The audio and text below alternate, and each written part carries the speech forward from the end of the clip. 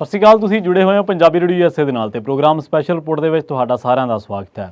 ਅੱਜ ਦੇ ਇਸ ਰਿਪੋਰਟ ਦੇ ਵਿੱਚ ਗੱਲਬਾਤ ਕਰਾਂਗੇ ਅਕਾਲੀ ਦਲ ਦੇ ਬਾਰੇ। ਅਕਾਲੀ ਦਲ ਦੇ ਪ੍ਰਧਾਨ ਨੇ ਲੰਘੇ ਦਿਨੀ ਸੁਖਬੀਰ ਸਿੰਘ ਬਾਦਲ ਨੇ ਇੱਕ ਟਿੱਪਣੀ ਕੀਤੀ ਸੀ ਕਿ RSS ਤੇ ਭਾਜਪਾ ਇਹ ਗੁਰੂ ਘਰਾਂ ਦੇ ਗੁਰਦੁਆਰਿਆਂ ਦੇ ਪ੍ਰਬੰਧ ਤੇ ਕਬਜ਼ਾ ਕਰਨਾ ਚਾਹੁੰਦੀਆਂ। ਇੱਕ ਤਾਂ ਇਸ ਟਿੱਪਣੀ ਦੀ ਪੜਚੋਲ ਕਰਾਂਗੇ ਕਿ ਇਹ ਆਪ ਨਹੀਂ ਚਾਹੁੰਦੀਆਂ, ਅਸਲ ਦੇ ਵਿੱਚ ਪੰਜਾਬ ਦੀ ਇੱਕ ਪੰਥਕ ਜਮਾਤ ਨੇ ਇਹਨਾਂ ਦੇ ਨਾਲ ਬਿਨਾਂ ਸ਼ਰਤ ਇਹਨਾਂ ਦੇ ਨਾਲ ਗੱਠਜੋੜ ਕੀਤਾ ਸੀਗਾ ਤੇ ਉਸ ਤੋਂ ਬਾਅਦ ਫਿਰ ਇਹਨਾਂ ਨੇ ਪੈਰ ਪਸਾਰੇ। ਉਸ ਤਨਜ਼ੀਮ ਦਾ ਨਾਂ, ਉਸ ਪੰਥਕ ਜਮਾਤ ਦਾ ਨਾਂ ਅਕਾਲੀ ਦਲ ਤੇ ਜਿਸ ਦੇ ਸਰਪ੍ਰਸਤ ਨੂੰ ਇੱਕ ਵਾਰੀ ਫਕਰੇ ਕੌਮ ਜਾਂ ਇਹੋ ਜਿਹੇ ਅਵਾਰਡ ਵੀ ਦਿੱਤੇ ਗਏ ਤੇ ਕਿਹਾ ਗਿਆ, ਪ੍ਰਭਾਵ ਸਿਰਜਿਆ ਗਿਆ। ਹਾਲਾਂਕਿ ਪ੍ਰਭਾਵ ਅੱਜ ਕੱਲ੍ਹ ਬਹੁਤਾ ਪ੍ਰਭਾਵਸ਼ੀਲ ਨਹੀਂ ਹੈ ਕਿ ਜੇਕਰ ਕੋਈ ਪੰਥ ਨੂੰ ਬਚਾ ਸਕਦਾ ਤੇ ਉਹ ਬਾਦਲ ਪਰਿਵਾਰ ਹੈ। ਹਾਲਾਂਕਿ ਇਹ ਜਿਹੜੀ ਸ਼੍ਰੋਮਣੀ ਅਕਾਲੀ ਦਲ ਜਥੇਬੰਦੀ ਹੈ ਇਹ ਪੰਜਾਬੀਆਂ ਦੇ ਖੂਨ ਦੇ ਨਾਲ ਸਿੰਜੀ ਵੀ ਜਥੇਬੰਦੀ ਹੈ, ਇਹ ਕੋਈ ਕਿਸੇ ਇੱਕ ਪਰਿਵਾਰ ਦੀ ਜਗੀਰ ਨਹੀਂ ਹੈ। ਇੱਕ ਨਾਰਾ ਹੁੰਦਾ ਸੀਗਾ ਪੰਜਾਬੀਆਂ ਦਾ ਕਿ ਖਿੜਿਆ ਫੁੱਲ ਗੁਲਾਬ ਦਾ ਤੇ ਚੰਡੀਗੜ੍ਹ ਪੰਜਾਬ ਦਾ। ਅੱਜ ਉਸ ਪੰਥਕ ਜਮਾਤ ਦਾ ਜਿਹਨੂੰ ਪੰਜਾਬੀਆਂ ਨੇ ਸਿੰਜਿਆ ਖੂਨ ਦੇ ਨਾਲ, ਉਹਦਾ ਉੱਥੇ ਕੈਂਡੀਡੇਟ ਹੀ ਹੈ ਨਹੀਂਗਾ। ਹਰਦੀਪ ਸਿੰਘ ਬੁਟਰੇਲਾ ਲੰਘੇ ਦਿਨੀ ਆਮ ਆਦਮੀ ਪਾਰਟੀ ਜੁਆਇਨ ਕਰ ਗਏ ਤੇ ਉਸ ਤੋਂ ਬਾਅਦ ਉੱਥੇ ਮੈਦਾਨ ਖਾਲੀ ਹੈ। ਅਕਾਲੀ ਦਲ ਨੇ ਕੀ ਦਾਅਵਾ ਛੱਡ ਦਿੱਤਾ ਚੰਡੀਗੜ੍ਹ ਤੋਂ? ਜਿਹੜੀ ਰਾਜਧਾਨੀ ਲਈ ਅਸੀਂ ਪੰਜਾਬੀ ਜਾਂ ਅਕਾਲੀ ਦਲ ਮੋਰਚੇ ਲਾਉਂਦਾ ਰਿਹਾ, ਜਿਹੜੀ ਰਾਜਧਾਨੀ ਲਈ ਜਿਸ ਫੈਡਰਲਿਜ਼ਮ ਦੀ ਲੜਾਈ ਅਕਾਲੀ ਦਲ ਨੇ ਲੜੀ, ਜਿਸ ਲੜਾਈ ਦੇ ਲਈ ਅਕਾਲੀ ਦਲ ਨੇ ਜੇਲ੍ਹਾਂ ਕੱਟੀਆਂ, ਅੱਜ ਉੱਥੇ ਸਾਡਾ ਰਾਜਧਾਨੀ ਦੇ ਵਿੱਚ ਕੈਂਡੀਡੇਟ ਹੀ ਹੈ ਨਹੀਂਗਾ, ਉੱਥੇ ਉਮੀਦਵਾਰ ਹੀ ਹੈ ਨਹੀਂਗਾ। ਔਰ ਇਹਦੇ ਵਿੱਚ ਕੋਈ ਦੋ ਰਾਏ ਨਹੀਂ ਕਿ BJP ਦੇ ਘਨੇੜੇ ਚੜ੍ਹ ਕੇ ਅੰਮ੍ਰਿਤਸਰ, ਸ੍ਰੀ ਅੰਮ੍ਰਿਤਸਰ ਸਾਹਿਬ ਕਹਿਣਾ ਚਾਹੀਦਾ ਆਪਾਂ ਨੂੰ, ਸ੍ਰੀ ਅੰਮ੍ਰਿਤਸਰ ਸਾਹਿਬ ਤੇ ਇੱਕ ਦੋ ਸੀਟਾਂ ਹੋਰ ਜਿਨ੍ਹਾਂ ਦੇ ਵਿੱਚ ਚੰਡੀਗੜ੍ਹ ਵੀ ਸ਼ਾਮਲ ਹੈ। ਇੱਥੇ ਅਕਾਲੀ ਦਲ ਨੇ ਲੋੜ ਹੀ ਨਹੀਂ ਸਮਝੀ ਕਿ ਆਪਣਾ ਵੀ ਕਾਡਰ ਮਜ਼ਬੂਤ ਕੀਤਾ ਜਾਵੇ ਜਾਂ ਪੰਥਕ ਸੀਟਾਂ ਨੇ ਜਾਂ ਇਹਨਾਂ ਦੇ ਉੱਤੇ ਸਾਡਾ ਆਧਾਰ ਕੀ ਹੋਣਾ ਚਾਹੀਦਾ। ਤੇ ਜਿਹੜੀ ਗੱਲ ਬੁਟਰੇਲਾ ਕਹਿ ਰਹੇ ਨੇ, ਉਹ ਕਹਿੰਦੇ ਕਿ ਮੈਂ ਬਹੁਤ ਵਾਰ ਕਿਹਾ ਕਿ ਇੱਥੇ ਧਿਆਨ ਦਿਓ ਜਾਂ ਕਿਵੇਂ, ਕਹਿੰਦੇ ਮੇਰੀਆਂ ਗੱਲਾਂ ਨੂੰ ਗੌਲੇ ਨਹੀਂ ਗਿਆ। ਉਸ ਤੋਂ ਬਾਅਦ ਆ ਕੇ ਕਹਿੰਦੇ ਮੈਂ ਫੈਸਲਾ ਕਰ ਲਿਆ। ਤੇ ਜਦੋਂ ਮੇਅਰ ਦਾ ਰੌਲਾ ਪਿਆ ਸੀ, ਅਕਾਲੀ ਦਲ ਦੇ MC ਨੇ, ਬੁਟਰੇਲਾ ਸਾਹਿਬ ਨੇ ਕਿਹਨੂੰ ਵੋਟ ਪਾਈ ਸੀ ਭਲਾ? ਭਾਜਪਾ ਨੂੰ ਵੋਟ ਪਾਈ ਸੀ। ਤੇ ਲੋਕ ਕਹਿੰਦੇ ਨੇ ਕਿ ਹਜੇ ਵੀ ਗੱਠਜੋੜ ਟੁੱਟਿਆ ਹੋਇਆ। ਸੋ ਗੱਠਜੋੜ ਕਈ ਵਾਰੀ ਕਈ ਤਰ੍ਹਾਂ ਦੇ ਹੁੰਦੇ ਨੇ, ਜਿਹੜੇ ਉੱਤਰੋਂ ਦਿਖਾਉਣ ਨੂੰ ਹੁੰਦੇ ਨੇ, ਕਈ ਹੁੰਦੇ ਨੇ ਅਧਿਕ ਗੱਠਜੋੜ ਜਿਹੜੇ ਸਿਆਸੀ ਲੋੜਾਂ ਤਾਂ ਪੂਰੀਆਂ ਕਰਦੇ ਆ ਪਰ ਦੁਨੀਆ ਦੇ ਵਿੱਚ ਫਾਰਮੈਲਿਟੀ ਤੌਰ ਤੇ ਉਹ ਮੌਜੂਦ ਨਹੀਂ ਰਹਿੰਦੇ। ਇਸ ਤਰ੍ਹਾਂ ਦੂਜੀ ਜਿਹੜੀ ਗੱਲਬਾਤ ਹੈ ਔਰ ਸਭ ਤੋਂ ਵੱਡੀ ਗੱਲ ਕਿ ਅਕਾਲੀ ਦਲ ਨੇ ਐਮਰਜੈਂਸੀ ਲਈ ਜੇਲ੍ਹਾਂ ਕੱਟੀਆਂ, ਅਕਾਲੀ ਦਲ ਨੇ ਚੰਡੀਗੜ੍ਹ ਦੇ ਮਾਮਲੇ ਦੇ ਵਿੱਚ ਰਾਜਧਾਨੀ ਮੰਗਣ ਦੇ ਲਈ ਮੋਰਚੇ ਲਾਏ, ਪਾਣੀਆਂ ਦੇ ਮਾਮਲੇ ਦੇ ਵਿੱਚ ਮੋਰਚੇ ਲਾਏ, ਧਰਮ ਯੁੱਧ ਮੋਰਚਾ ਆਪਾਂ ਨੂੰ ਸਾਰਿਆਂ ਨੇ ਦੇਖਿਆ। ਤਾਂ ਇੱਕ ਸਾਰਾ ਕੁਝ ਕੀ ਸੀਗਾ? ਇਹ ਲੜਾਈ ਸੀ ਫੈਡਰਲਿਜ਼ਮ ਦੀ, ਸੰਘੀ ਢਾਂਚੇ ਨੂੰ ਬਚਾਉਣ ਦੇ ਲਈ। ਅੱਜ ਉਹ ਲੜਾਈ ਤੁਹਾਨੂੰ ਕਿਤੇ ਲੜਦਾ ਅਕਾਲੀ ਦਲ ਨਜ਼ਰ ਆਉਂਦਾ। ਅੱਜ ਉਹੀ ਅਕਾਲੀ ਦਲ ਜਿਹੜਾ ਫੈਡਰਲਿਜ਼ਮ ਦੀ ਗੱਲ ਕਰਦਾ ਸੀ, ਧਾਰਾ 370 ਤੋੜਨ ਤੇ ਵਧਾਈਆਂ ਦਿੰਦਾ। CA ਤੇ ਉਹਦਾ ਕੋਈ ਸਟੈਂਸ ਨਜ਼ਰ ਨਹੀਂ ਆਉਂਦਾ ਜਾਂ ਹੋਰ ਵੱਡੇ ਮਸਲਿਆਂ ਦੇ ਉੱਤੇ। ਜਿਹੜੇ ਖੇਤੀ ਕਾਨੂੰਨ ਨੇ ਉਹ ਪਹਿਲਾਂ ਕਹਿੰਦੇ ਨੇ ਪੱਖ ਪੂਰਿਆ ਜਾਂਦਾ ਉਹਨਾਂ ਦਾ ਕਿ ਉਹਦਾ ਚੰਗੇ ਨੇ, ਸਹੀ ਨੇ, ਸਮਝਣ ਦੇ ਵਿੱਚ ਦਿੱਕਤ ਹੈ। ਫਿਰ ਉਸ ਤੋਂ ਬਾਅਦ ਗੱਠਜੋੜ ਵੀ ਤੋੜ ਲਿਆ ਜਾਂਦਾ। ਸੋ ਰਾਜਧਾਨੀਆਂ ਜਿਹੜੀਆਂ ਹੁੰਦੀਆਂ ਨੇ ਇਹ ਸਵੈਮਾਣ ਦੇ ਲਈ ਹੁੰਦੀਆਂ ਨੇ ਤੇ ਚੰਡੀਗੜ੍ਹ ਦੇ ਲਈ, ਪੰਜਾਬ ਦੇ ਲਈ ਜਿਹੜੀ ਅਹਿਮੀਅਤ ਹੈ ਉਹ ਅਹਿਮੀਅਤ ਹੈ ਜਿਹੜੀ ਕਿਸੇ ਸਮੇਂ ਆਪਾਂ ਕਹਿ ਸਕਦੇ ਹਾਂ ਕਿ ਜਿਹੜੀ ਚੇਨਈ ਦੀ ਤਾਮਿਲਨਾਡੂ ਦੇ ਲਈ ਹੈ, ਮੁੰਬਈ ਦੀ ਮਹਾਰਾਸ਼ਟਰ ਦੇ ਲਈ ਹੈ, ਕੋਲਕਾਤਾ ਦੀ ਪੱਛਮੀ ਬੰਗਾਲ ਦੇ ਲਈ ਹੈ, ਪੈਰਿਸ ਦੀ ਫਰਾਂਸ ਦੇ ਲਈ ਹੈ, ਲਾਹੌਰ ਦੀ ਪਾਕਿਸਤਾਨ ਦੇ ਲਈ ਹੈ ਤੇ ਦਿੱਲੀ ਦੀ ਭਾਰਤ ਦੇ ਲਈ ਹੈ। ਜੋ ਅਹਿਮੀਅਤ ਉਹ ਸਾਡੀ ਇੱਥੇ ਹੈ। ਤੇ ਯਰੂਸ਼ਲਮ ਤੁਹਾਨੂੰ ਯਾਦ ਹੋਣਾ ਜਿੱਥੇ 3 ਵੱਡੇ ਅਹਿਮ ਜਿਹੜੇ ਭਾਈਚਾਰੇ ਨੇ ਉਹਨਾਂ ਦਾ ਇਸੇ ਕਰਕੇ ਉੱਥੇ ਰੌਲਾ ਵਾ ਕਿ ਉਹ ਇਹ ਕਲੇਮ ਕਰਦਾ ਆ ਕਿ ਇਹ ਸਾਡੇ ਧਰਮ ਦੀ ਹੈ ਜਾਂ ਸਾਡੀ ਰਾਜਧਾਨੀ ਹੈ। ਤੁਸੀਂ ਦੇਖੋ ਕਿ ਉੱਥੇ 3 ਫਿਰਕੇ ਜਿਹੜੇ ਨੇ ਤੁਹਾਨੂੰ ਆਮੋ ਸਾਹਮਣੇ ਨਜ਼ਰ ਆਉਂਦੇ ਨੇ। ਸੋ ਕਾਹਦੇ ਲਈ? ਉਹ ਇਸੇ ਲਈ ਕਿ ਸਵੈਮਾਣ ਦਾ ਪ੍ਰਤੀਕ ਹੁੰਦੀਆਂ ਨੇ। ਪਰ ਅਸੀਂ ਤਾਂ ਚੰਡੀਗੜ੍ਹ 'ਤੇ ਦਾਅਵਾ ਹੀ ਛੱਡ ਦਿੱਤਾ। ਅਸੀਂ ਤਾਂ ਚੰਡੀਗੜ੍ਹ 'ਤੇ ਜਦੋਂ ਉੱਥੋਂ ਦੀਆਂ ਖਬਰਾਂ ਦੇ ਵਿੱਚ ਪੰਜਾਬੀ ਬੁਲੇਟਿਨ ਕੱਢਿਆ ਜਾਂਦਾ ਸਾਨੂੰ ਪਤਾ ਹੀ ਨਹੀਂ ਲੱਗਦਾ। BBMB ਦੇ ਵਿੱਚੋਂ ਸਾਡੇ ਬੰਦੇ ਕੱਢੇ ਗਏ ਸਾਨੂੰ ਪਤਾ ਹੀ ਨਹੀਂ ਲੱਗਦਾ। ਕਦੋਂ ਉੱਥੇ SSP ਜਿਹੜਾ ਹੁੰਦਾ ਸੀ ਪੰਜਾਬ ਦੇ ਤਰਫੋਂ ਜਾਂ ਹੋਰ 60-40 ਦਾ ਰੇਸ਼ੋ ਹੁੰਦਾ ਸੀ, ਉਹ ਕਦੋਂ ਕੱਢਿਆ ਗਿਆ ਸਾਨੂੰ ਪਤਾ ਹੀ ਨਹੀਂ ਲੱਗਿਆ ਜਾਂ ਅਸੀਂ ਜਾਣਬੁੱਝ ਕੇ ਅਣਜਾਣ ਬਣੇ ਰਹੇ। ਖੈਰ, ਜਿਹੜੀ ਦੂਜੀ ਉਹਨਾਂ ਨੇ ਗੱਲ ਕਹੀ ਹੈ ਉਹ ਗੱਲ ਕੀ ਹੈ, ਉਹਨਾਂ ਨੇ ਅਜਨਾਲਾ ਦੇ ਜਦੋਂ ਉਹ ਪਿੰਡ ਦਾਲਮ ਦੇ ਵਿੱਚ ਚੋਣ ਰੈਲੀ ਕਰ ਰਹੇ ਸੀਗੇ ਉਦੋਂ ਉਹਨਾਂ ਨੇ ਕਿਹਾ ਕਿ ਦਿੱਲੀ ਤੋਂ ਚੱਲਣ ਵਾਲੀਆਂ ਪਾਰਟੀਆਂ ਪੰਜਾਬ ਨੂੰ ਲੁੱਟਣ ਲਈ ਇੱਥੇ ਆਈਆਂ ਨੇ ਤੇ ਇਹ ਉਦਾਹਰਨ ਸਭ ਦੇ ਸਾਹਮਣੇ ਹੈ। ਕਾਂਗਰਸ ਦੇ ਬਾਰੇ ਉਹਨਾਂ ਨੇ ਕਿਹਾ ਕਿ 40 ਸਾਲ ਪਹਿਲਾਂ ਹਰਿਮੰਦਰ ਸਾਹਿਬ 'ਤੇ ਹਮਲਾ ਕਰਵਾਇਆ ਤੇ ਦਿੱਲੀ ਦੇ ਵਿੱਚ ਸਿੱਖ ਕਤਲੇਆਮ ਕਰਵਾਇਆ। ਉਹਨਾਂ ਕਿਹਾ ਕਿ ਭਾਜਪਾ ਜਦੋਂ ਅਕਾਲੀ ਦਲ ਨਾਲ ਸੀ ਤਾਂ ਉਹਨਾਂ ਦੀ ਹਿੰਮਤ ਨਹੀਂ ਸੀ ਪਈ ਕਿ ਸਿੱਖ ਪੰਥ 'ਤੇ ਹਮਲਾ ਕਰ ਸਕੀਏ, ਪਰ ਜਦੋਂ ਅਕਾਲੀ ਦਲ ਨੇ ਕਿਸਾਨੀ ਅੰਦੋਲਨ ਕਰਕੇ ਉਹਨਾਂ ਦਾ ਸਾਥ ਛੱਡਿਆ ਤਾਂ ਉਹਨਾਂ ਦਿੱਲੀ, ਮਹਾਰਾਸ਼ਟਰ ਤੇ ਹੋਰ ਚੁਣੀਆਂ ਹੋਈਆਂ ਗੁਰੂ ਘਰਾਂ ਦੀਆਂ ਕਮੇਟੀਆਂ ਤੇ ਮੈਂਬਰ ਤੋੜ ਕੇ ਉੱਥੇ RSS ਦੀ ਸੋਚ ਨੂੰ ਲਾਗੂ ਕਰ ਦਿੱਤਾ। ਉਹਨਾਂ ਨੇ ਆਪ ਦੀ ਵੀ ਆਲੋਚਨਾ ਕੀਤੀ ਤੇ ਨਾਲ ਹੀ ਉਹਨਾਂ ਨੇ ਕਿਹਾ ਕਿ ਮੰਡ ਦਾਦੂਵਾਲ ਵਰਗੇ ਹੁਣ ਘਰ ਘਰ ਨਸ਼ਾਮ ਹੋ ਗਿਆ, ਬੋਲ ਨਹੀਂ ਰਹੇ। ਸਾਬਕਾ ਮੰਤਰੀ ਬਿਕਰਮ ਮਜੀਠੀਆ ਨੇ ਵੀ ਉਹਨਾਂ ਦੇ ਉੱਤੇ ਬੜੇ ਹਮਲੇ ਕੀਤੇ ਭਾਜਪਾ ਤੇ ਪੰਜਾਬ ਦੇ ਵਿੱਚ। ਉਹ ਕਹਿੰਦੇ ਕਾਂਗਰਸ ਦਾ ਤੇ ਭਾਜਪਾ ਦਾ ਪੰਜਾਬ ਦੇ ਵਿੱਚ ਗੁਪਤ ਸਮਝੌਤਾ ਹੋਇਆ। ਹੁਣ ਜਿਹੜੀ ਉਹ ਗੱਲ ਕਹਿ ਰਹੇ ਨੇ ਸਾਡੇ ਪ੍ਰਧਾਨ ਸਾਹਿਬ ਅਕਾਲੀ ਦਲ ਦੇ, ਉਹ ਕਹਿੰਦੇ ਕਿ ਗੁਰੂ ਘਰਾਂ ਦੀਆਂ ਕਮੇਟੀਆਂ ਦੇ ਮੈਂਬਰ ਤੋੜੇ ਦਿੱਲੀ ਤੇ ਮਹਾਰਾਸ਼ਟਰ ਦੇ ਵਿੱਚ, ਤੇ ਉੱਥੇ RSS ਦੀ ਸੋਚ ਨੂੰ ਲਾਗੂ ਕਰ ਦਿੱਤਾ। ਉਦੋਂ ਅਕਾਲੀ ਦਲ ਕੀ ਕਰ ਰਿਹਾ ਸੀਗਾ?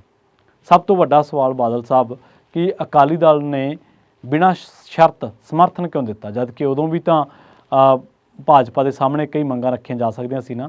ਖੰਨੇ ਵਰਗੇ ਲੋਕਾਂ ਨੇ ਜਿਨ੍ਹਾਂ ਨੇ ਬੇਹੁਰਮਤੀ ਕੀਤੀ ਸਾਡੇ ਪਾਵਨ ਅਸਥਾਨਾਂ ਦੇ ਪ੍ਰਤੀਕ ਦੀ, ਜਿਹੜੇ ਉਹਨਾਂ ਦੇ ਮਾਡਲਾਂ ਦੀ ਕਹਿ ਲਓ, ਤਾਂ ਉਹਨਾਂ ਲੋਕਾਂ ਨੂੰ ਬਾਅਦ ਦੇ ਵਿੱਚ ਕਿਹਨੇ ਉਹਨਾਂ ਦੇ ਨਾਲ ਯਾਰੀਆਂ ਪਾਈਆਂ। ਔਰ ਜਿਹੜੇ ਲੋਕ ਲਾਲ ਕ੍ਰਿਸ਼ਨ ਅਡਵਾਨੀ ਦੀ ਮਾਈ ਕੰਟਰੀ ਮਾਈ ਲਾਈਫ ਪੜ੍ਹੋ, ਉਹ ਕਹਿੰਦੇ ਸੀ ਕਿ ਅਸੀਂ ਪ੍ਰੋਟੈਸਟ ਕੀਤੇ, ਅਸੀਂ ਇੰਦਰਾ ਨੂੰ ਦੁਰਗਾ ਦਾ ਖਿਤਾਬ ਕਿਹਨੇ ਦਿੱਤਾ, ਤੇ ਬਾਅਦ ਦੇ ਵਿੱਚ ਉਹਨਾਂ ਨੇ ਗੱਠਜੋੜ ਕਿਹਦੇ ਨਾਲ ਕੀਤਾ। ਤੁਸੀਂ ਕਹਿੰਦੇ ਹੋ ਕਿ ਸਾਡੇ ਤੋਂ ਭਾਜਪਾ ਨੇ ਕਰਵਾਇਆ ਸਾਰਾ ਕੁਝ। ਕੱਲ੍ਹ ਪਰਸੋਂ ਤੁਹਾਡਾ ਇੱਕ ਉਮੀਦਵਾਰ NK ਸ਼ਰਮਾ, ਉਹ ਕਹਿ ਰਿਹਾ ਸੀਗਾ ਕਿ ਸਮੇਤ ਸੈਣੀ ਸਾਡੇ ਤੋਂ DGP ਭਾਜਪਾ ਨੇ ਲਵਾਇਆ। ਉਦੋਂ ਨਾ ਤੁਹਾਨੂੰ ਇਹ ਗੱਲ ਔੜੀ ਕਿ ਸਾਡੇ ਤੋਂ ਭਾਜਪਾ DGP ਕਿਉਂ ਲਵਾ ਰਹੀ ਹੈ। ਉਹਦੇ ਜਿਹੜੇ ਸਿੱਟੇ ਨਿਕਲੇ, ਚਲੋ ਭਾਜਪਾ ਨੇ ਤਾਂ ਲਵਾਤਾ, ਪਰ ਇਹ ਵੀ ਲੋਕਾਂ ਨੂੰ ਦੱਸ ਦਿਓ ਨਾ ਕਿ ਇਜ਼ਹਾਰ ਆਲਮ ਜਾਂ ਉਮਰਾਂ ਨੰਗਲ ਵਰਗਿਆਂ ਨੂੰ ਇਹਨਾਂ ਨੂੰ ਲਿਆਉਣ ਪਿੱਛੇ ਕੀ ਮਜਬੂਰੀ ਸੀ, ਕਿਉਂਕਿ ਇਹ ਤਾਂ ਲੋਕਾਂ ਨੂੰ ਪਤਾ ਹੀ ਹੈ ਨਾ। ਇਹ ਤਾਂ ਕਿਹੜੇ ਮਸਲਿਆਂ 'ਤੇ ਸਵਾਲਾਂ ਦੇ ਜਵਾਬ ਦਿਓਗੇ। ਪੰਥਕ ਮਸਲੇ 'ਚ ਛੇੜ ਲਏ ਤਾਂ ਲਿਸਟ ਬਹੁਤ ਲੰਬੀ ਹੋ ਜਾਣੀ ਹੈ, ਪੰਜਾਬ ਦੇ ਮਸਲੇ ਛੇੜ ਲਏ ਲਿਸਟ ਬਹੁਤ ਲੰਬੀ ਹੋ ਜਾਣੀ ਹੈ। ਕਿ ਸਿਰਸੇ ਵਾਲੇ ਨੂੰ ਮਾਫੀ ਵੀ ਭਾਜਪਾ ਨੇ ਦਵਾਈ ਸੀ, ਕਿ 90 ਲੱਖ ਦੇ ਇਸ਼ਤਿਹਾਰ ਵੀ ਭਾਜਪਾ ਨੇ ਦਿੱਤੇ ਸੀ। ਤੁਸੀਂ ਕਹਿੰਦੇ ਹੋ ਕਿ ਅਸੀਂ ਪੰਥਕ ਜਮਾਤ ਹਾਂ, ਪਰ ਤੁਹਾਡੇ ਰਾਜ ਦੇ ਵਿੱਚ ਇਹ ਵੰਗਾਰਾਂ ਵੱਜਦੀਆਂ ਰਹੀਆਂ ਜਦੋਂ ਬੁਰਜ ਜਵਾਹਰ ਸਿੰਘ ਵਾਲਾ ਤੋਂ ਸਰੂਪ ਚੋਰੀ ਕੀਤੇ ਸੀਗੇ ਕਿ ਤੁਹਾਡਾ ਗੁਰੂ, ਤੁਹਾਡਾ ਪਿਓ ਸਾਡੇ ਕੋਲੇ ਹੈ, ਆ ਜਾਓ ਬਚਾ ਲਓ। ਉਦੋਂ ਕਿਉਂ ਨਾ ਕਾਰਵਾਈ ਕੀਤੀ? ਉਲਟਾ ਗ੍ਰੰਥੀਆਂ 'ਤੇ ਜਾਂ ਹੋਰ ਲੋਕਾਂ 'ਤੇ ਤਸ਼ੱਦਦ ਕਰਨ ਵਾਲੀ ਪੁਲਿਸ ਫੋਰਸ ਕਿਹਦੀ ਸੀ? ਕੋਟਪੂਰੇ ਗੋਲੀ ਕਿਹਦੇ ਰਾਜ 'ਚ ਚੱਲੀ? ਬਾਈਬਲ ਕਲਾਂ ਗੋਲੀ ਕਿਹਦੇ ਰਾਜ 'ਚ ਚੱਲੀ? ਇਹ ਵੀ ਤੁਹਾਨੂੰ ਦੱਸਣਾ ਚਾਹੀਦਾ ਹੈ। ਇਹ ਸਾਰਾ ਕੁਝ ਸਰਬੱਤ ਖਾਲਸਾ ਕਿਹਨੇ ਰੋਕਿਆ? ਇਹ ਸਾਰਾ ਕੁਝ ਪੰਥਕ ਜਮਾਤ ਦੇ ਰਾਜ ਦੇ ਵਿੱਚ ਤਾਂ ਵਾਪਰਿਆ ਬਾਦਲ ਸਾਹਿਬ।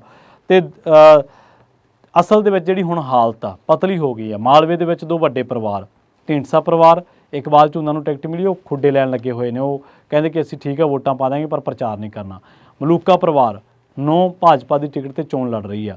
ਮਾਝੇ ਦੇ ਵਿੱਚ ਜੇ ਗੱਲ ਕਰੋ, ਤਲਬੀਰ ਗਿੱਲ ਵਰਗੇ ਬੰਦੇ ਜਿਹੜੇ ਕਦੇ ਵਿਕਰਮ ਮਜੀਠੀਆ ਦੇ ਬੜੇ ਕਲੋਜ਼ ਹੁੰਦੇ ਸੀਗੇ, ਉਹ ਅੱਜ ਆਮ ਆਦਮੀ ਪਾਰਟੀ ਨੂੰ ਜੁਆਇਨ ਕਰ ਗਏ ਆ। ਹੁਣ ਤੁਸੀਂ ਕਹੋਗੇ ਕਿ ਅਸੀਂ ਭਾਜਪਾ 'ਚ ਲਿਆਂਦਾ ਬੰਦਾ ਜਿਹੜਾ ਸਾਡੇ ਜੋਸ਼ੀ ਅਨਿਲ ਜੋਸ਼ੀ ਜੀ, ਉਹ ਸਾਡੇ ਕੈਂਡੀਡੇਟ ਨੇ। ਚਲੋ ਠੀਕ ਹੈ, ਦੁਆਬੇ ਦੇ ਵਿੱਚ ਪਵਨ ਟੀਨੂ ਵਰਗੇ ਬੰਦੇ ਛੱਡ ਕੇ ਚਲੇ ਗਏ, ਪਰ ਤੁਸੀਂ ਕਹੋਗੇ ਕਿ ਜੀ ਅਸੀਂ ਤਾਂ ਮਹਿੰਦਰ ਸਿੰਘ KP ਲਿਆਂਦਾ, ਇੰਪੋਰਟ ਕਰ ਹੀ ਲਿਆ ਬਰਾਬਰ ਕਾਂਗਰਸ ਦੇ ਵਿੱਚੋਂ। ਪਰ ਅਸਲ ਦੇ ਵਿੱਚ ਗੱਲ ਛੱਡਣ ਛਡਾਉਣ ਦੀ ਨਹੀਂ ਹੈ। ਚਲੋ ਦਲ ਬਦਲੀਆਂ ਤਾਂ ਹੋ ਹੀ ਜਾਂਦੀਆਂ, ਪਰ ਅਕਾਲੀ ਦਲ ਦਾ ਇੱਕ ਬਹੁਤ ਵੱਡਾ ਕਾਡਰ ਇਹਨਾਂ ਪੰਥਕ ਮਸਲਿਆਂ ਦੇ ਉੱਤੇ ਜਾਂ ਇਹਨਾਂ ਅਪਰੋਚਾਂ ਦੇ ਉੱਤੇ ਗੁੱਸੇ ਹੋ ਕੇ ਗਿਲੇ ਸ਼ਿਕਵੇ ਕਰਕੇ ਘਰੇ ਬੈਠ ਗਿਆ। ਉਹ ਅੱਜ ਅਕਾਲੀ ਦਲ ਦੇ ਨਾਲ ਨਹੀਂ ਚੱਲ ਰਿਹਾ। ਜੇਕਰ ਚੱਲਦਾ ਹੁੰਦਾ ਤਾਂ ਪਹਿਲੀਆਂ 2017 ਦੀਆਂ ਵਿਧਾਨ ਸਭਾ ਦੇ ਵਿੱਚ 17-18 ਜਾਂ ਜੋ ਜਿੰਨੀਆਂ ਵੀ ਸੀਟਾਂ ਆਈਆਂ ਉਹਨਾਂ 'ਤੇ ਨਾ ਸਿਮੜਦਾ ਅਕਾਲੀ ਦਲ, ਤੇ ਜਿਹੜੀਆਂ 2022 ਦੇ ਵਿੱਚ ਜੋ ਹਸ਼ਰ ਹੋਇਆ ਉਹ ਹਸ਼ਰ ਨਾ ਹੁੰਦਾ। ਤੁਸੀਂ ਦੇਖੋ ਕਿ 1997 ਦੇ ਵਿੱਚ ਜਦੋਂ ਇਲੈਕਸ਼ਨ ਹੋਇਆ ਤਾਂ ਕਿੱਡਾ ਵੱਡਾ ਪ੍ਰਚੰਡ ਬਹੁਮਤ ਅਕਾਲੀ ਦਲ ਨੂੰ ਮਿਲਿਆ, ਔਰ ਤਕਰੀਬਨ ਕਲੀਨ ਸਵੀਪ ਵਰਗੀ ਸਥਿਤੀ। ਤੇ ਉਸੇ ਹੀ ਪਾਰਟੀ ਨੂੰ ਕੁਝ ਕੁ ਸਾਲਾਂ ਬਾਅਦ ਕਹਿ ਲਓ, ਕੁਝ ਕੁ ਦਹਾਕਿਆਂ ਬਾਅਦ ਕਹਿ ਦਿੰਦੇ ਆਪਾਂ, ਉਸੇ ਪਾਰਟੀ ਤੋਂ ਲੋਕ ਕਿਉਂ ਆਏ ਅੱਕ ਗਏ? ਕਿਤੇ ਨਾ ਕਿਤੇ ਤਾਂ ਸਾਡੇ ਤੋਂ ਖੁਨਾਮੀਆਂ ਹੋਈਆਂ ਹੀ ਹੋਣੀਆਂ। ਅੱਜ ਜਿਹੜੀ ਅਸੀਂ ਗੱਲ ਕਹਿ ਰਹੇ ਹਾਂ ਕਿ ਫਲਾਨੀ ਧਿਰ ਜਾਂ ਫਲਾਨੀ RSS ਜਾਂ ਭਾਜਪਾ ਇਹ ਐਂ ਕਰ ਰਹੀ ਹੈ, ਹਰਿਆਣੇ ਦੀ ਕਮੇਟੀ ਕਿਹਨੇ ਅਲੱਗ ਕਰਾਈ ਸੀ? ਕਦੇ ਸੋਚੋ ਤਾਂ ਸਹੀ ਇਹਨਾਂ ਚੀਜ਼ਾਂ ਨੂੰ ਲੈ ਕੇ। ਸੋ ਭਾਰਤੀ ਜਨਤਾ ਪਾਰਟੀ ਦੇ ਨਾਲ, ਜਦੋਂ ਜਨਤਾ ਪਾਰਟੀ ਦੇ ਨਾਲ ਇਹਨਾਂ ਦਾ ਗੱਠਜੋੜ ਸੀਗਾ, ਤਾਂ ਉਦੋਂ ਆਜ਼ਾਦ ਹੋਂਦ, ਹਸਤੀ, ਵਿਚਾਰਧਾਰਾ ਤੇ ਰਵਾਇਤ ਵਿਚਲੇ ਜਿਹੜਾ ਤਵਾਜ਼ਨ ਸੀਗਾ ਉਹ ਅਕਾਲੀ ਦਲ ਨੇ ਬਣਾਇਆ ਨਹੀਂਗਾ, ਜਿਹਦੇ ਕਰਕੇ ਅਕਾਲੀ ਦਲ ਅਸਫਲ ਰਿਹਾ। ਤੇ ਅਜਿਹਾ ਕਰਕੇ ਜਿਹਾ ਜਾਪਣ ਲੱਗਾ ਜਿਵੇਂ ਅਕਾਲੀ ਦਲ ਦੇਸ਼ ਦੀ ਸਭ ਤੋਂ ਖੇਤਰੀ ਪਾਰਟੀ, ਜਿਹਨੇ ਐਮਰਜੈਂਸੀ, ਜਿਹਨੇ ਚੰਡੀਗੜ੍ਹ ਦੇ ਮਸਲੇ ਤੇ, ਜਿਹਨੇ ਪੰਜਾਬੀ ਬੋਲਦੇ ਇਲਾਕਿਆਂ ਦੇ ਮਸਲੇ ਤੇ, ਦਰਸ਼ਨ ਸਿੰਘ ਫੇਰੂ ਮਾਨ ਤਾਂ ਅੱਧੇ ਅਕਾਲੀਆਂ ਨੂੰ ਯਾਦ ਵੀ ਨਹੀਂ ਹੋਣਾ, ਜਿਨ੍ਹਾਂ ਨੇ ਪ੍ਰੋਟੈਸਟ ਕੀਤੇ, ਧਰਨੇ ਲਾਏ, ਮੋਰਚੇ ਲਾਏ, ਕੈਦਾਂ ਕੱਟੀਆਂ। ਅੱਜ ਉਹ ਕੀ ਆ? ਅੱਜ ਉਹ ਇਹ ਲੱਗਦਾ ਜਿਵੇਂ ਭਾਜਪਾ ਦਾ ਇੱਕ ਵਿੰਗ ਵਾਂਗ ਕੰਮ ਕਰ ਰਿਹਾ ਹੋਵੇ। ਬੇਸ਼ੱਕ ਅਕਾਲੀ ਦਲ ਨੇ ਕੇਂਦਰ ਦੀ ਭਾਜਪਾ ਸਰਕਾਰ ਵੱਲੋਂ ਜਿਹੜੇ ਖੇਤੀ ਕਾਨੂੰਨ ਲਿਆਂਦੇ ਸੀਗੇ, ਕਹਿੰਦੇ ਉਸੇ ਦਰਮਿਆਨ ਨਾਤਾ ਤੋੜ ਲਿਆ, ਪਰ ਆਪਣੇ ਰਵਾਇਤੀ ਪੰਥਕ ਵੋਟ ਦੀ ਬੇਵਿਸ਼ਵਾਸੀ ਕਰਕੇ 2017 ਤੋਂ ਬਾਅਦ 2022 ਦੇ ਵਿੱਚ ਵੀ ਅਕਾਲੀ ਦਲ ਸੱਤਾ ਤੋਂ ਬਾਹਰ ਰਿਹਾ। ਵੋਟ ਫੀਸ ਦੀ ਜਿਹੜੀ 2017 ਦੇ ਵਿੱਚ 25 ਸੀਗੀ, ਉਹ ਘਟ ਕੇ 18.38 ਆ ਗਈ ਹੈ, ਜੋ ਕਿ ਪੰਜਾਬੀ ਸੂਬਾ ਬਣਨ ਤੋਂ ਬਾਅਦ ਅਕਾਲੀ ਦਲ ਦੀ ਸਭ ਤੋਂ ਮਾੜੀ ਕਾਰਗੁਜ਼ਾਰੀ ਹੈ। ਜਿਹੜੇ ਸਿਆਸੀ ਮਾਹਰ ਨੇ ਉਹ ਕਹਿੰਦੇ ਕਿ ਸ਼੍ਰੋਮਣੀ ਅਕਾਲੀ ਦਲ ਆਪਣੇ ਬੁਨਿਆਦੀ ਸਿਧਾਂਤਾਂ ਤੇ ਵਿਚਾਰਧਾਰਾ ਤੋਂ ਦੂਰ ਹੋ ਗਿਆ। ਅਕਾਲੀ ਦਲ ਦੇਸ਼ ਦੀ ਸਭ ਤੋਂ ਪੁਰਾਣੀ ਖੇਤਰੀ ਪਾਰਟੀ ਹੈ। ਇਹਨੇ ਸਭ ਤੋਂ ਪਹਿਲਾਂ ਦੇਸ਼ ਦੇ ਆਜ਼ਾਦੀ ਦੇ ਅੰਦੋਲਨ ਦੇ ਵਿੱਚ ਯੋਗਦਾਨ ਪਾਇਆ, ਫਿਰ ਪੰਜਾਬ ਤੇ ਪੰਥ ਖਾਤਰ, ਹਿੱਤਾਂ ਖਾਤਰ ਮੋਰਚੇ ਲਾਏ, ਭਾਰਤ ਦੇ ਫੈਡਰਲਿਜ਼ਮ ਦੇ ਲਈ ਫੈਡਰਲ ਢਾਂਚੇ ਦੇ ਲਈ ਲੜਾਈਆਂ ਲੜੀਆਂ, ਰਾਜਾਂ ਨੂੰ ਵੱਧ ਅਧਿਕਾਰ ਦੇਣ ਦੇ ਲਈ ਇਹ ਆਨੰਦਪੁਰ ਦਾ ਮਤਾ ਪਾ ਕੇ ਅੰਦੋਲਨ ਕੀਤਾ, ਘੱਟ ਗਿਣਤੀਆਂ ਦੀ ਰਾਖੀ ਦੇ ਲਈ ਆਵਾਜ਼ ਬੁਲੰਦ ਕੀਤੀ, ਚੰਡੀਗੜ੍ਹ ਪੰਜਾਬ ਨੂੰ ਦੇਣ, ਪੰਜਾਬੀ ਬੋਲਦੇ ਇਲਾਕੇ ਪੰਜਾਬ ਨੂੰ ਦੇਣ ਤੇ ਪਾਣੀਆਂ ਦੀ ਵੰਡ ਤਰਕ ਸੰਗਤ ਕਰਨ ਦੇ ਲਈ ਲੰਬਾ ਸੰਘਰਸ਼ ਲੜਿਆ। ਅਕਾਲੀ ਦਲ ਮੋਹਰੇ ਰਿਹਾ, ਪਰ ਹੁਣ ਉਹ ਅਕਾਲੀ ਦਲ ਦਾ ਚੰਡੀਗੜ੍ਹ ਦੇ ਵਿੱਚ ਕੈਂਡੀਡੇਟ ਵੀ ਹੈ ਨਹੀਂਗਾ। ਵੋਟ ਫੀਸ ਦੀ ਕਿੱਥੇ ਹੈ, ਘਟੀ ਹੈ, ਕਿੰਨੀ ਘਟੀ ਹੈ, ਇਹਦੇ ਬਾਰੇ ਦੱਸ ਚੁੱਕੇ ਹਾਂ। ਪੰਥਕ ਮਸਲਿਆਂ ਦੇ ਉੱਤੇ ਜੋ ਜਵਾਬ ਹਾਲੇ ਤੱਕ ਲੋਕਾਂ ਨੂੰ ਨਹੀਂ ਦਿੱਤੇ ਗਏ ਕਿ ਮੈਂ ਤਾਂ ਮਾफ़ੀ ਮੰਗ ਲਈ ਹੈ ਜੀ, ਕਿ ਮਾफ़ੀ ਮੰਗ ਲੈਣਾ ਹੀ ਇੰਨੀ ਗੱਲਬਾਤ ਆ। ਉਸ ਮਸਲੇ ਦੇ ਵਿੱਚ ਤੁਹਾਨੂੰ ਉੱਥੇ ਤਲਬ ਕਿਹਨੇ ਕੀਤਾ ਔਰ ਉੱਥੇ ਤੁਸੀਂ ਗੁਨਾਹ ਕੀ ਕਬੂਲ ਕੀਤਾ, ਕਿ ਕਦੇ ਇਹ ਵੀ ਗੱਲਾਂ ਦੱਸੋਗੇ। 190 ਲੱਖ ਦੇ ਇਸ਼ਤਿਹਾਰਾਂ ਨੂੰ ਲੈ ਕੇ ਕਦੇ ਗੁਰਮੁਖ ਸਿੰਘ, ਜਿਹੜੇ ਕਿ ਗਿਆਨੀ ਗੁਰਮੁਖ ਸਿੰਘ ਜਿਨ੍ਹਾਂ ਨੇ ਦੋਸ਼ ਲਾਏ ਸੀਗੇ ਕਿ ਮੈਂ ਸੀ ਉੱਥੇ, ਅਕਸ਼ੇ ਕੁਮਾਰ ਸੀ, ਡੇਰੇ ਸਿਰਸੇ ਵਾਲੇ ਸੀ, ਉਹ ਉੱਥੇ ਬੈਠੇ ਸੀਗੇ, ਕਿ ਕਦੇ ਉਹਨਾਂ ਦੋਸ਼ਾਂ 'ਤੇ ਵੀ ਸਫਾਈ ਦਿਓਗੇ? ਅੱਜ ਤੁਸੀਂ ਕਹਿ ਰਹੇ ਹੋ ਕਿ ਜੀ ਇਹ ਲੋਕ ਜਦੋਂ ਗੱਠਜੋੜ ਨਹੀਂ ਹੋਇਆ ਉਦੋਂ ਤੁਸੀਂ ਕਹਿ ਰਹੇ ਹੋ ਕਿ ਇਹ RSS ਦੀ ਸੋਚ ਵਾਲੇ ਨੇ, ਜਦ ਕਿ ਹੁਣ ਤੱਕ ਇਹ ਸੁਰਾਂ ਮਿਲਦੀਆਂ ਰਹੀਆਂ ਕਿ ਤੁਸੀਂ ਤਰਲੋ ਮੱਛੀ ਹੋ ਰਹੇ ਸੀ ਗੱਠਜੋੜ ਕਰਨ ਨੂੰ।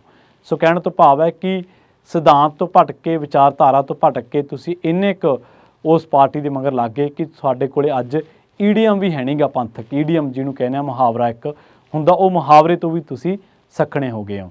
ਜਲਦ ਮਿਲਾਂਗੇ ਇੱਕ ਹੋਰ ਨਵੀਂ ਰਿਪੋਰਟ ਦੇ ਵਿੱਚ। ਬਹੁਤ ਬਹੁਤ ਧੰਨਵਾਦ। ਸਤਿ ਸ਼੍ਰੀ ਅਕਾਲ।